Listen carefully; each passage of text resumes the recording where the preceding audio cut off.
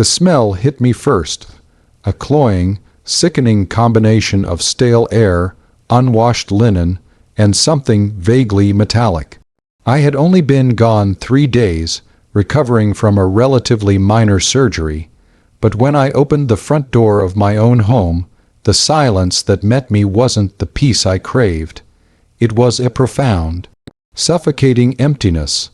I dropped my overnight bag right there in the entryway, the sound echoing in the strange quiet. I had called my wife, Sarah, every few hours from the hospital to check on things, and she had assured me everything was fine. She said she was coping, managing the house, and, most importantly, looking after our 5-year-old son, Leo. But standing there, the house felt wrong, terrifyingly wrong. I walked into the kitchen, and it was a mess. Not a day-old mess, but a layered, festering disaster of dried food and dirty dishes. The fridge was bare, save for a few shriveled vegetables. A primal, cold fear seized my chest. I rushed toward the upstairs bedroom, dread building with every silent step on the uncarpeted stairs. I found Sarah lying in bed, fully clothed, staring blankly at the ceiling. She was weak, dangerously dehydrated, and hadn't eaten properly since I left. The water glass on her nightstand was empty, coated with dust. But the final, absolute horror wasn't Sarah's shocking state of neglect. It was what was missing. Our son, Leo, was not there. When I frantically demanded to know where our 5-year-old child was, Sarah didn't even turn her head. Her voice was a dry, rasping whisper, devoid of emotion, as she delivered the words that instantly fractured my reality. He's with my sister. I couldn't do it. I couldn't be a mother to him when you weren't here. I haven't been out of this bed, and I haven't eaten or drunk anything since you left.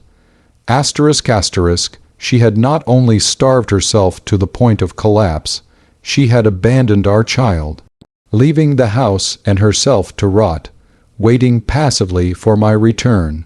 The raw, terrifying truth was that her decade-long struggle with severe, crippling depression, a disease she swore she had beaten, had returned like a tsunami the moment I left. She had effectively gone on a 3-day silent strike, abandoning her role as a mother and wife, leaving herself to wither in the dark, and all because I wasn't there to hold her hand. But the question that burned hotter than the fever of my fear was not why she did it, but why she lied about it. Why the elaborate deception, the constant assurances on the phone. The life-altering decision I faced was whether to prioritize my wife's immediate mental and physical health, requiring me to shoulder the entire burden of care and secrecy, or whether I had a moral and legal obligation to report this catastrophic neglect to the authorities to ensure Leo's permanent safety, knowing full well that reporting Sarah could lead to her complete legal and institutional ruin, forever marking her as an unfit parent. Tell me if you would have chosen protection over truth, or truth over protection. To fully understand the impossible gravity of that choice, the decision that could shatter my family permanently or save it from a slow, agonizing demise, you need to know the history of my wife, Sarah, and the shadow that always followed her. My name is David and I am 45 years old. Sarah is 43. When I met her 15 years ago, she was brilliant, vivacious, and utterly captivating, working as a talented graphic designer. I knew early on that she battled severe clinical depression and anxiety, but she managed it proactively with therapy and medication. We spoke openly about it. It was a challenge, but one we faced together. She called it her shadow, a darkness that threatened to consume her, but she promised me she was always stronger than it. I believed her. We married, and 5 years later, Leo was born. an exuberant, sunny child who immediately became the center of Sarah's universe. For a few wonderful years, I genuinely thought motherhood, routine, and stability had finally chased the shadow away completely. But the vigilance never truly ended. Sarah had two rules for our marriage, which I treated as sacred commands. First, she needed absolute routine and structure. Any sudden change could destabilize her. Second, she needed me to be her rock, her anchor. She often told me, "You are the firewall between me and the darkness, David." I embraced that role gladly. I took over almost all the household management, the finances, and the bulk of the child care, ensuring she only had to focus on Leo and her part-time, remote design work. It was an unequal load, but I was happy to bear it if it kept her well. My surgery, a necessary procedure to fix an old knee injury, was the first significant disruption to our routine in years. It was scheduled meticulously. We prepped the house, stocked the freezer, and arranged for Sarah's sister, Clara, to check in daily. Yet, 2 days before the surgery, Clara called with an emergency and had to leave town. Sarah was instantly agitated, but she masked it well, insisting she would be fine and could manage for just 3 days. She didn't want to postpone the surgery, fearing the disruption of rescheduling would be worse. I convinced myself she was strong enough. That was my fundamental, naive mistake. When I rushed Leo to the hospital and confirmed that Sarah's sister, Clara, had him, safe, clean, and fed, I felt a wave of relief quickly replaced by a cold, righteous fury. I drove back to my house. Leo was safe. Now I could face the mess and the lie. I helped Sarah weakly get up and stumble into the shower, giving her water in small sips. As she slowly regained some coherence, I learned the terrifying truth of her 3 days alone. The moment I left, the firewall went down. The shadow didn't just return, it overwhelmed her. She couldn't move, couldn't eat, and couldn't process simple tasks. She knew, with chilling clarity, that she was dangerously close to being unable to care for Leo. In one moment of desperate lucidity, hours after I left, she had called Clara, who was on the road, and begged her to return immediately and take Leo, providing only the barest explanation that she was sick. She then retreated to the bedroom, pulled the blankets over her head, and simply waited for me to come back and fix it all. The phone calls. She forced herself to answer, delivering canned, minimal responses. Yes, fine, everything's okay, love you, just enough to keep me from rushing home mid-recovery, which would have been a further catastrophic disruption. Her lying was an act of profound, if disastrous, self-preservation, and an attempt to minimize the damage to my recovery. The shock was total. The woman I loved, the mother of my child, had essentially given up and passively attempted self-neglect, all while abandoning her child to a third party. Now, the reality of the immediate future hit me. Sarah needed weeks of professional care, potentially institutional care, just to stabilize her physical health, let alone her fragile mental state. She was a danger to herself, and, by extension, to Leo's safety, having demonstrated a complete inability to function without my presence. The law, however, saw none of this nuance. If I sought professional help through official channels this episode, the 3 days of neglect, the abandonment of the child, the physical self-harm, would be flagged by Child Protective Services, CPS, and social workers.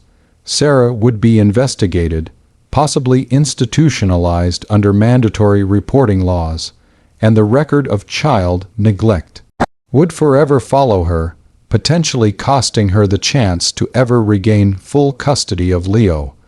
Her career would be ruined, and the shame might be enough to push her over the edge completely.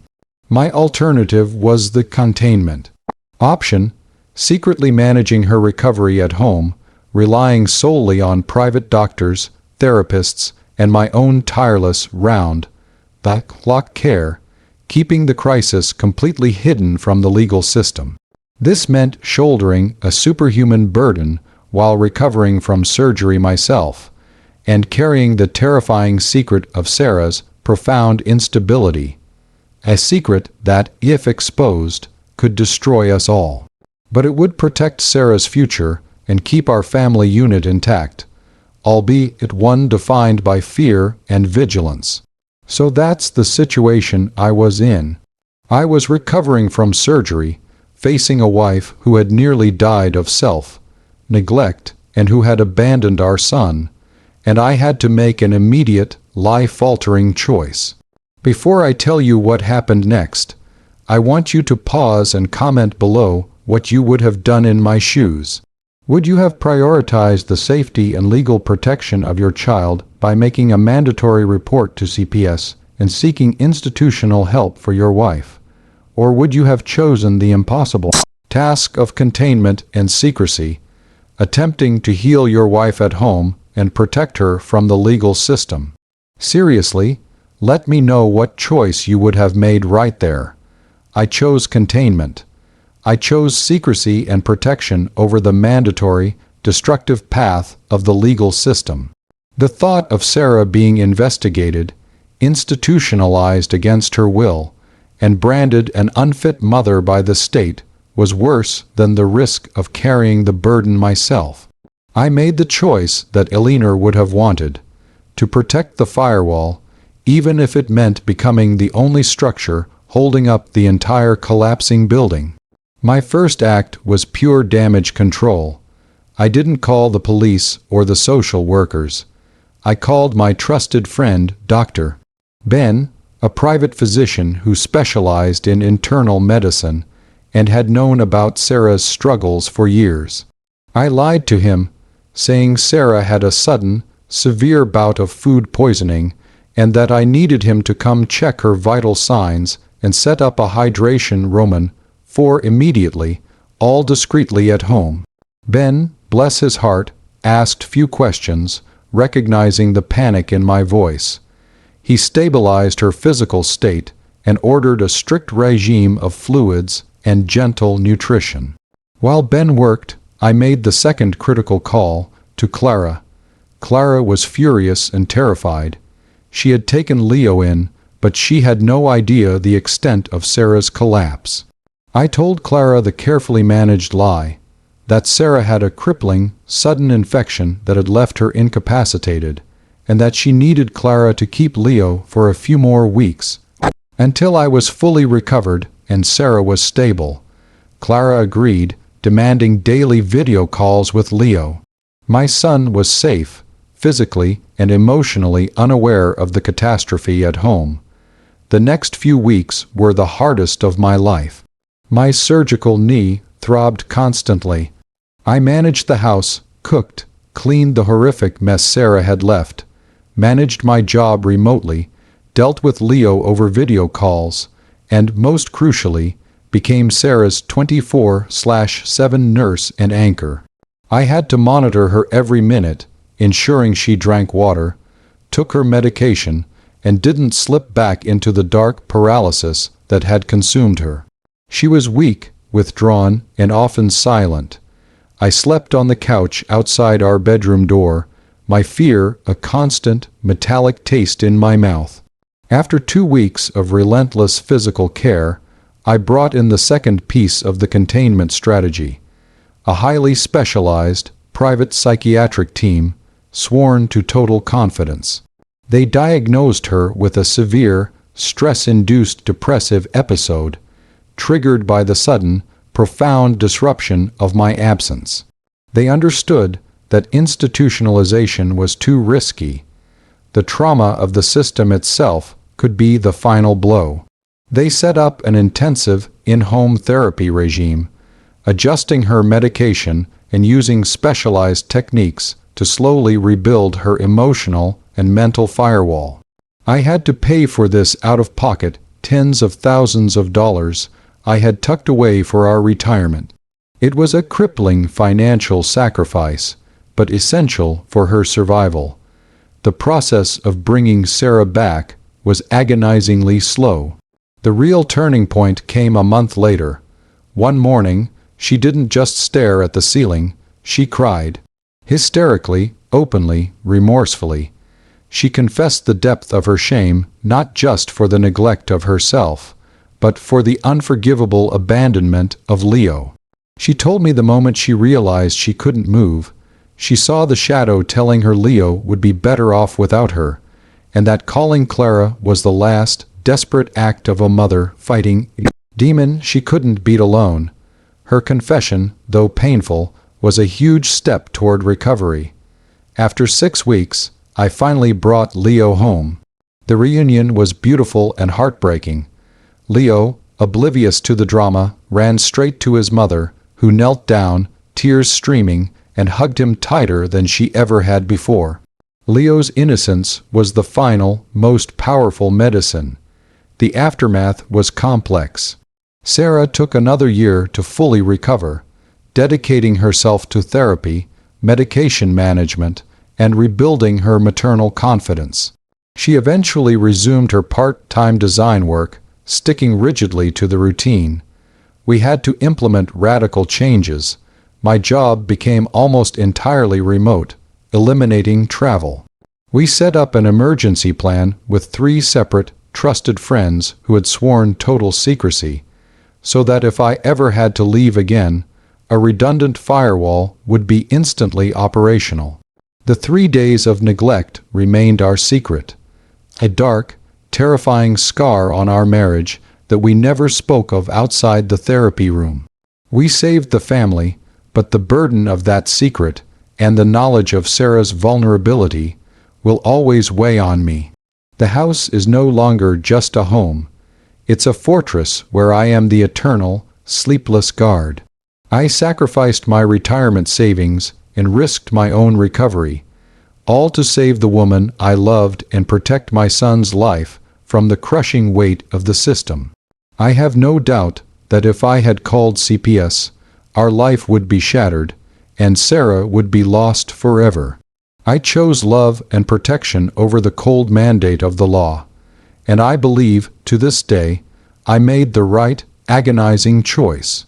The smell of that stale, silent house is still with me, a constant reminder of the shadow I must always fight. Like this video, if you agree that love and secrecy were the only way to save this family. Subscribe for more stories about impossible choices and the devastating reality of mental health crises. And please, share your final thoughts on this whole mess in the comments section below. Do you think I was right to lie to everyone, including my best friend and my sister-in-law, to protect Sarah from the system? I'll see you all in the next story.